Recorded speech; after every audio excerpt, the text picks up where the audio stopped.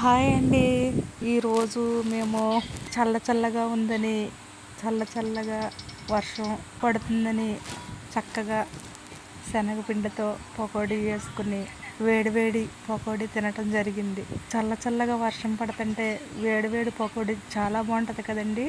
మీరు అలాగే వేసుకుంటారా? మేము మాత్రం తప్పనిసరిగా అలాగే వేసుకుంటామండి. చక్కగా ఉల్లిపాయ, పచ్చిమిరపకాయ, కరివేపాకు, అల్లం వేసుకుని చక్కగా శనగపిండిలో కొంచెం సాల్ట్ వేసుకుని వేడి పకోడీ వేసుకుని తింటే సూపర్గా ఉంటుంది కదండి.